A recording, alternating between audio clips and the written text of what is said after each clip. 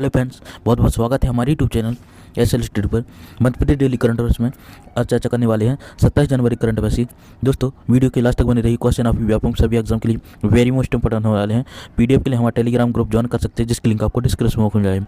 और साथ ही दोस्तों, इंपॉर्टेंट फैक्ट भी चर्चा कर चल देंगे, तो वीडियो के अंत तक बने रहिए। चलिए देखते हैं क्वेश्चन दोस्तों, हाल ही में रविंद्र सभागम केंद्र का लोकार्पण एवं 37वें राष्ट्रीय समारोह लोकरंग का शुभारंभ किसने किया है? तो दोस्तों, इसका राइट आंसर है ऑप्शन नंबर बी, राज्यपाल मंगूभाई श्री पटेल जी द्वारा राष्ट्रीय समारोह और रविंद्र सभागम केंद्र का लोकार्पण किया गया है। आपको याद रखना है। डिटेल में चर्चा करें दोस्तों, तो राज्यपाल श्री मंगूभाई पटेल एवं मुख्यमंत्री श्री चौहान ने दीप प्रज्वलित कर नवनिर्मित रविंद्र समागम केंद्र का लोकार्पण और जनजाति एवं लोक कलाओं के 37वें समारोह के लोकरंग का शुभारंभ किया।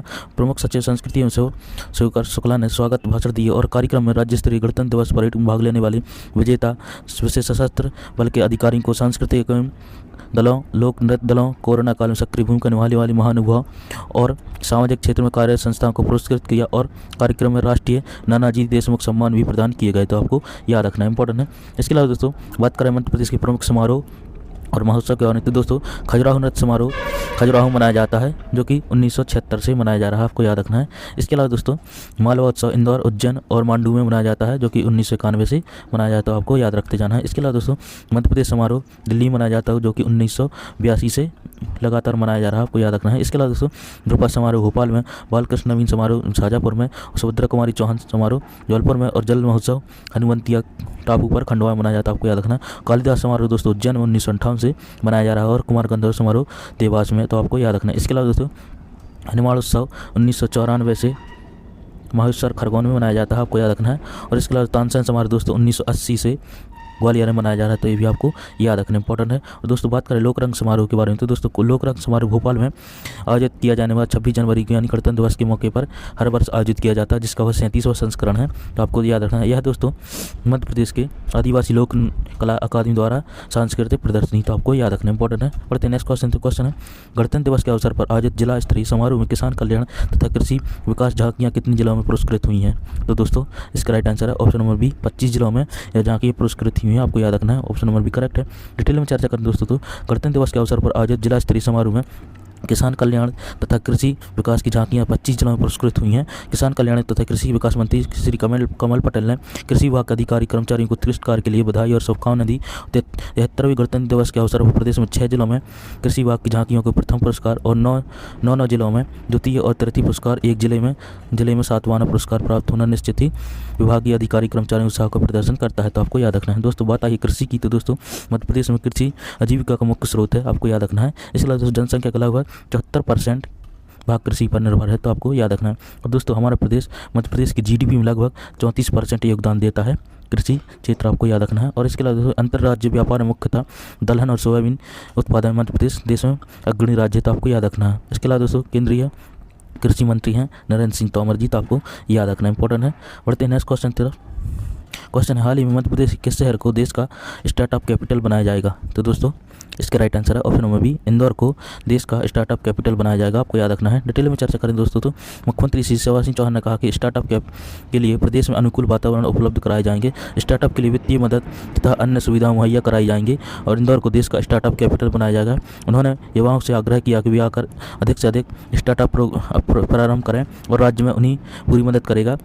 मुख्यमंत्री श्री चौहान ने इंदौर के ब्रिलियंट कन्वेंशन सेंटर में युवा स्टार्टअप उद्यमियों द्वारा आयोजित स्टार्टअप इंदौर कॉन्क्लेव कार्यक्रम का संबोधन किया था। आपको याद रखना इंपॉर्टेंट। दोस्तों, बात करें दोस्तों स्टार्टअप के बारे में, तो दोस्तों स्टार्टअप इंडिया पहल 15 अगस्त 2015 को भारत के माननीय प्रधानमंत्री नरेंद्र मोदी द्वारा की गई थी। इसका प्रमुख उद्देश्य देश में नवाचार और स्टार्टअप को बढ़ावा देने के लिए मजबूत इकोसिस्टम का निर्माण करना तथा सतत आर्थिक विकास को बढ़ावा देना और बड़े पैमाने पर रोजगार के अवसर उत्पन्न करेगा। इसके साथ ही 16 जनवरी 2016 को भारत के प्रधानमंत्री द्वारा स्टार्टअप इंडिया के लिए एक शुभारंभ किया गया। इस कार्य योजना में सरलीकरण और हैंड होल्डिंग, निधियन सहायता और प्रोत्साहन, उद्योग, शैक्षणिक भागीदारी और इंक्यूबेशन जैसे क्षेत्रों में फैले 19 कार्य मदे शामिल किए गए। तो आपको याद रखना इंपॉर्टेंट है। और नेक्स्ट क्वेश्चन है, भारतीय संविधान की मूल प्रति मध्य प्रदेश के किस संग्रहालय में मौजूद है? तो दोस्तों, इसका राइट आंसर है option number B, Madhav Sapre संग्रहालय में संविधान की मूल प्रति मौजूद है, आपको याद रखना है। डिटेल में चर्चा करें दोस्तों तो दोस्तों संविधान की मूल प्रति भोपाल के माधव सप्रे संग्रहालय में मौजूद है। यह वह प्रति है दोस्तों जो संविधान के बनाने के बाद सभी सदस्यों को दी गई थी, तो आपको याद रखना इंपॉर्टेंट है। इसके अलावा दोस्तों आपको ये भी याद रखना है मध्य प्रदेश ने संविधान और राजभाषा का दर्जा और मुख्य पृष्ठ का डिजाइन भी किया था, तो आपको इतने इंपॉर्टेंट फैक्ट याद रखने हैं दोस्तों।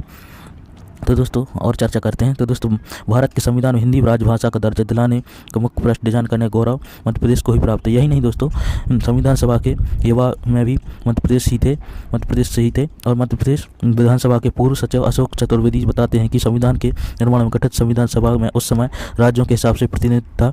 मध्य प्रदेश का गठन 1956 में हुआ था। इसके पहले यह क्षेत्र विद्या भोपाल और मध्य भारत और सीपी एंड बरार विभाजित था। सीपी एंड बरार में महाकौशल और छत्तीसगढ़ मध्य प्रदेश से मिले। बाद में छत्तीसगढ़ एक अलग राज्य बन गया। मध्य प्रदेश के पहले मुख्यमंत्री पंडित रविशंकर शुक्ल हिंदी राजभाषा को दर्जा दिलाने सुझाव दिया था। आखिरकार अनुच्छेद 343 पर प्रावधान किया गया था, तो आपको याद रखना। इसके अलावा भारत संघ की राजभाषा हिंदी और लिपि देवनागरी रविशंकर शुक्ल के प्रयास से ही शिक्षा के समवर्ती सूची में रखा गया, तो आपको याद रखना। इसके अलावा दोस्तों होशंगाबाद के एचवी कामत के प्रयासों से मंत्रियों के शपथ प्रारूप में ईश्वर के नाम शपथ लेने का विकल्प भी जोड़ा गया है। जबलपुर के कलाविद मनोहर सिन्हा ने संविधान की प्रस्तावना पृष्ठ का डिजाइन किया था, तो आपको याद रखना इंपॉर्टेंट है। उनके 10 अलग अन्य चित्रों को संविधान में अलग अलग जगहों पर शामिल किया गया था, तो सिन्हा ने कोई पारिश्रमिक नहीं लिया था, तो आपको याद रखना इंपॉर्टेंट है दोस्तों। इसके अलावा दोस्तों बात करें इंपॉर्टेंट फैक्ट के बारे में, तो दोस्तों आपको याद होगा 26 नवंबर 1949 को हमारा संविधान बनकर तैयार हुआ था और दोस्तों 26 जनवरी 1950 को लागू किया गया था, तो आपको याद रखना। इसको बनने में दोस्तों आपको याद होगा 2 वर्ष 11 माह 18 दिन की अवधि समय लगा था, तो आपको ये भी याद रखना है। और दोस्तों 10 देशों जिनसे संविधान निर्माण में सहायता ली गई थी, तो ये भी आपको याद रखना है। और दोस्तों उस समय दोस्तों 1949 में संविधान की में एक प्रस्तावना 395 अनुच्छेद थे और 22 भाग में विभाजित था और 8 अनुसूचियाँ थी, तो आपको याद रखना इंपॉर्टेंट है। इसके अलावा दोस्तों वर्तमान में दोस्तों एक प्रस्तावना है और 465 अनुच्छेद हैं, आपको याद रखना है। और दोस्तों 25 भागों में विभक्त है और 12 अनुसूचियाँ हो गई हैं, तो आपको याद रखना है। इसके अलावा दोस्तों बात करें संविधान सभा के अध्यक्ष के बारे में, तो दोस्तों संविधान सभा के गैर स्थायी अध्यक्ष थे सच्चिदानंद सिन्हा जी, तो आपको याद रखना। और स्थायी रूप से इसके अध्यक्ष थे डॉक्टर राजेंद्र प्रसाद, तो आपको ये दोनों फैक्ट याद रखने हैं। और इसके अलावा प्रारूप समिति के अध्यक्ष थे, आपको याद होगा बी आर अम्बेडकर जी, आपको याद रखना है। और दोस्तों इसमें संविधान सभा के सदस्यों की कुल संख्या थी 389, जिनमें दोस्तों 12 महिलाओं का भी योगदान है, तो भी आपको याद रखना है। और इसमें दोस्तों 22 समितियाँ बनाई गई थी और जिसमें 8 प्रमुख समितियाँ थी, तो ये भी आपको याद रखना इंपॉर्टेंट है दोस्तों। आई होप दोस्तों आपको जानकारी पसंद आई होगी। दोस्तों अब करते हैं 26 जनवरी करंट अफेयर्स को क्विक रिवीजन। क्वेश्चन है हाल ही में 12वें राष्ट्रीय मतदाता दिवस का कार्यक्रम कहाँ आयोजित किया गया है, तो दोस्तों इसका right answer option number B Bhopal में। नेक्स्ट क्वेश्चन है हाल ही में केंद्र सरकार ने पुलिस सेवा अवार्ड की घोषणा की, मध्य प्रदेश को इसमें कितने पुरस्कार मिले हैं, तो दोस्तों इसका right answer option number B 24 पुरस्कार मिले हैं, आपको याद रखना है। नेक्स्ट क्वेश्चन है देश का पहला कन्वेंशन सेंटर जहां रागों के नाम पर 9 कक्ष हैं, तो दोस्तों इसका राइट आंसर है ऑप्शन नंबर बी नया रविंद्र भवन, आपको याद रखना है। नेक्स्ट क्वेश्चन है हाल ही में भोपाल के किस व्यक्ति को मरणोपरांत पद्मश्री से सम्मानित किया जाएगा, तो दोस्तों इसका राइट आंसर है option number C doctor NP Mishra ji को मरणोपरांत पद्मश्री से सम्मानित किया जाएगा, आपको याद रखना है। दोस्तों कल आपसे क्वेश्चन पूछा था हाल ही में भोपाल के किस व्यक्ति को मरणोपरांत पद्मश्री से सम्मानित किया जाएगा, तो इसका राइट आंसर था option number C doctor NP Mishra ji, जो कि भोपाल संबंधित है, आपको याद रखना है। आज के लिए आपकी क्वेश्चन है हाल ही में मध्य प्रदेश के किस शहर को देश का स्टार्टअप कैपिटल बनाया जाएगा, तो दोस्तों इसका राइट आंसर आपको कमेंट बॉक्स में देना है। दोस्तों यह था हमारे करंट अफेयर्स का वीडियो, आई होप आपको पसंद आया होगा। ऐसे इंपॉर्टेंट करंट अफेयर्स के लिए हमारे चैनल को सब्सक्राइब कर लें, वीडियो को लाइक जरूर करें दोस्तों, अपने दोस्त से शेयर जरूर करते रहें। चलिए मिलते हैं नेक्स्ट वीडियो में ऐसे important current affairs. Thanks for watching, Vande Mataram.